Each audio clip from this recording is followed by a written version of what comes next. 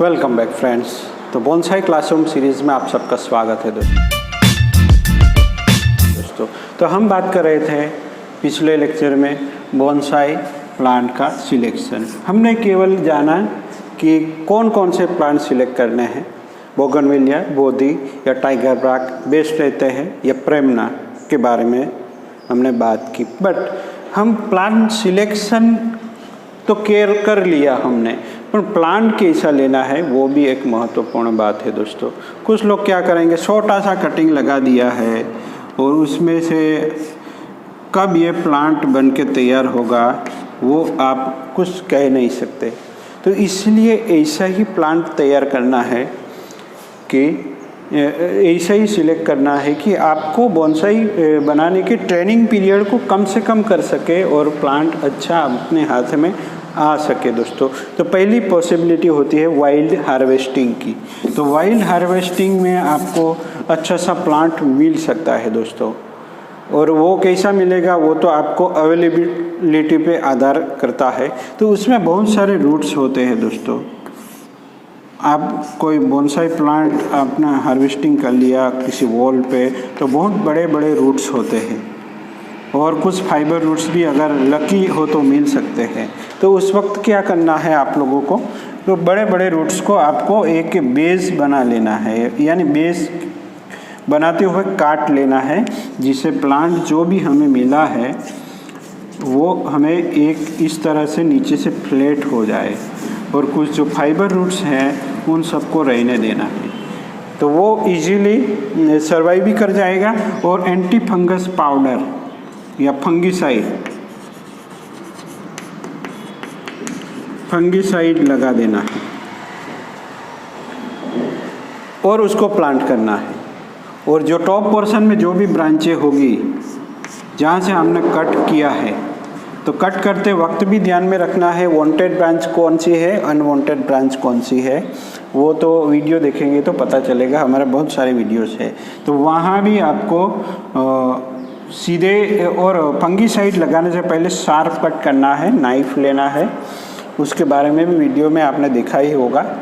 तो उसको पहले आड़ी से काटेंगे हम, बाद में नाइफ से उसको शार्प कर लेना है और उसके बाद लगा देना है फंगीसाइड पाउडर। और फिर गर्मी ज़्यादा हुई तो उसको किसी स्ट्रक्चर भी बना के या कुछ भी करके जो प्लास्टिक कवर करना है, हमें डोम बनाना है, वो प्लांट के साथ लगना नहीं चाहिए। प्लांट हेवी है तो लग सकता है, कोई दिक्कत नहीं, पर प्लांट छोटा हुआ तो आपको कुछ स्ट्रक्चर सा बना लेना है लकड़ी वगैरह लगा के, और प्लांट आप लगा सकते हैं। उसके बाद ऑप्शन आता है वाइल्ड हार्वेस्टिंग के बाद। पहले किया हमने वाइल्ड हार्वेस्टिंग,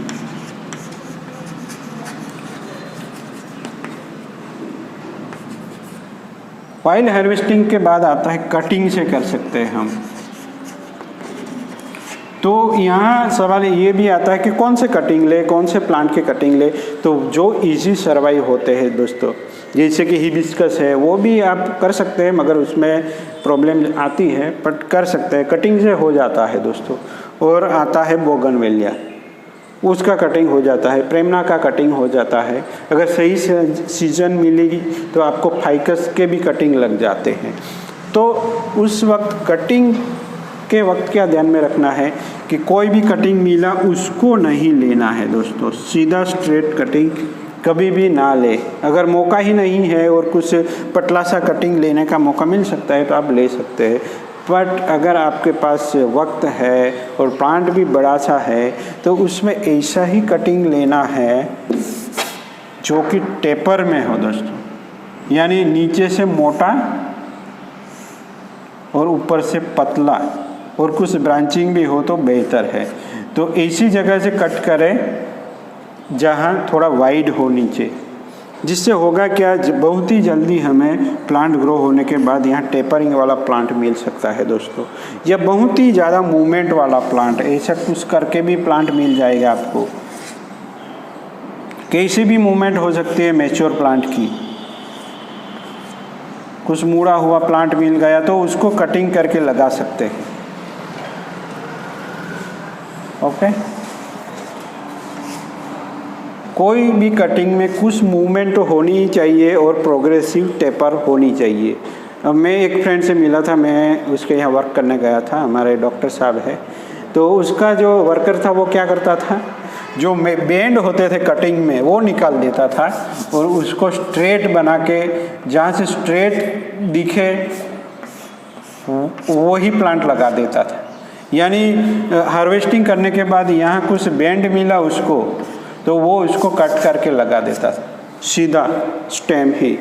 यानी उसको ऐसा लगता था कि ये बेंड अच्छा नहीं है, उसको स्ट्रेट करके डाल देता था।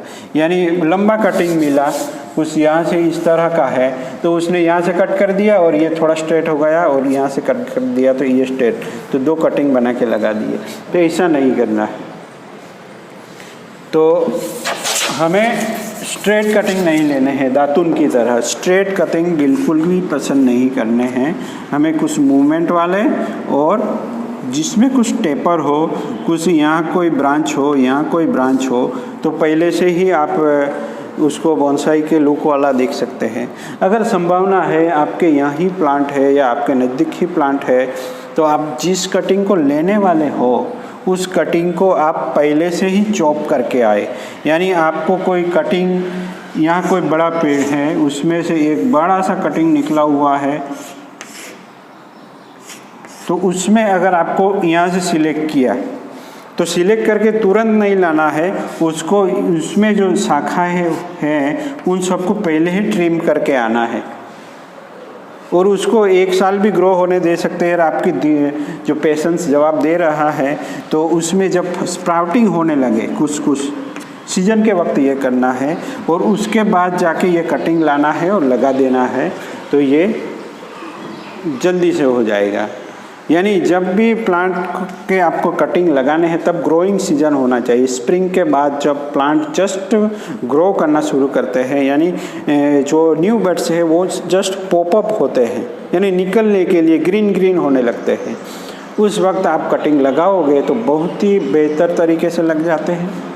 अगर ऐसा नहीं है तो आप पहले से, मैंने कहा इस तरह से पहले से ही प्लांट को जो कटिंग लेना है उस कटिंग को जो ब्रांच होगी उसको कट करके आना है, तो उसमें भी स्प्राउटिंग करना शुरू हो जाएगा और उसके बाद महीने 15 दिन के बाद आप कटिंग लगा सकते हैं।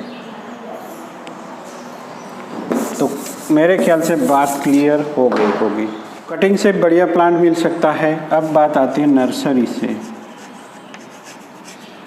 नर्सरी से जब भी आपको मौका मिले, जैसे कि पहले ही कहा, टाइगर ब्राक अच्छा रहता है, बोगनविलिया बहुत ही अच्छी मिल सकती है बहुत ही कम दामों में। दोस्तों 300 या 200 रुपया कुछ नहीं होता, उसमें आपको बहुत ही बढ़िया मेसिव ट्रंक भी कभी कभी मिल जाता है। और नर्सरी में जाए तो ओल्ड जो स्टॉक रखा है, पुराना ब्रेक डाउन हो चुका, उसमें ज़रूर जाए, उसमें कुछ ना कुछ मिल सकता है और वो बहुत ही सस्ता मिल सकता है। तो नर्सरी वाले से पहले ही बोनसाई के लिए प्लांट चाहिए ना ही बोले, पहले आप नॉर्मली प्लांट सिलेक्ट करें और ऐसी जगह से सिलेक्ट करें जहाँ बहुत ही जो टूटा फूटा सामान, जैसा कि कुछ प्लांट डैमेज हो चुके हैं वैसे रखे हैं या पुराने प्लांट रखे हैं, वहीं से सिलेक्ट कर सकते हैं। और उसमें जाके आपको फाइकस रम्फी, टाइगर ब्राक मिल सकता है। और बहुत ही बढ़िया सा एक मैं डिस्कस करना भूल गया, कार्मोना। दोस्तों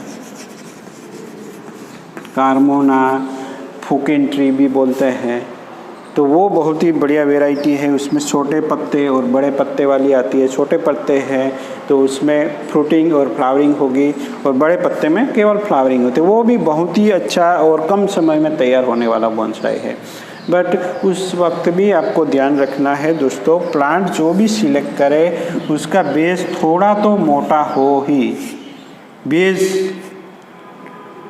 जो बेस होगा वो शुड बी टेपर, उसमें टेपर होना ही चाहिए और कुछ ब्रांचें भी होनी चाहिए। आपको ऐसा प्लांट नहीं सिलेक्ट करना है जो केवल आगे ही बढ़ता चला गया।